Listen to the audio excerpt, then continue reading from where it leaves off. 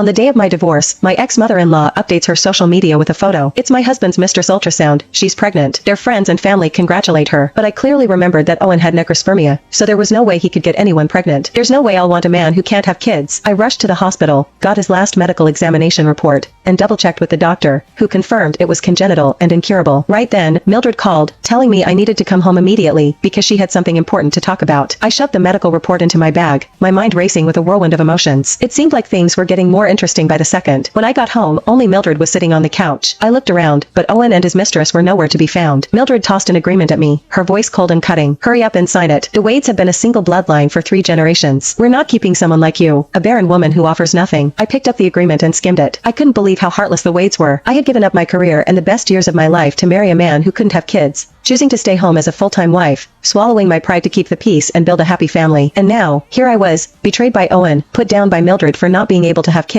and being forced to divorce and leave with nothing. I wiped away the tears and laughed. Mildred looked taken aback. Why are you laughing? My eyes landed on Owen's signature on the divorce agreement. It was scribbled like he was in a rush to get it over with. Then, I shot her a cold look. Why am I laughing? Because I'm walking away from a family like yours. Honestly, I'm doing you a favor by not going all out with fireworks to celebrate. When Owen proposed, he promised to love me forever, protect me, and give me a happy family. But in the end, he treated me like dirt. Mildred's anger flared up, and she pointed at me. Say that again. I dare you. I swatted her hand away. You're not my mom, and I'm done with this. Do you want me to sign it or not? She went silent and dropped her hand, probably afraid I'd refuse to sign. I grabbed a pen, signed the divorce agreement, and looked her straight in the eye. Tell Owen to get back here. We're finalizing the divorce now. Mildred didn't expect me to agree so easily. Her tone softened in a way I'd never heard before. Alright, sure. You're smart enough to know when to go with the flow. I'll call him right now. How ironic. After a while, Owen called and told me to come downstairs. I grabbed the signed agreement and headed down. As soon as I opened the car door, I saw Serena sitting in the passenger seat. What's this about? Owen, we're getting a divorce. And seriously, you're bringing her along? I questioned coldly. Rena's pregnant. She needs someone to look after her, Owen said, not daring to meet my gaze. She'll get nauseous if she sits in the back. You should sit back there instead. I almost laughed out loud. Pregnant? What a joke. He had no clue he was born with congenital necrospermia. Owen cheated on me, and Serena was doing the same to him. That was karma at its finest. The universe really did know how to settle scores. Please don't be mad. Owie and I truly love each other. I'm sorry, Serena said. Damn it. I hadn't even started crying, and she was already bawling her eyes out. Oh, save it. Keep your apology. I'm not shameless enough to accept it, I said. Owen gently squeezed her hand. You don't have to apologize, Rena. It's my fault, not yours. You're the innocent one. Don't let this stress you out. It's bad for the baby.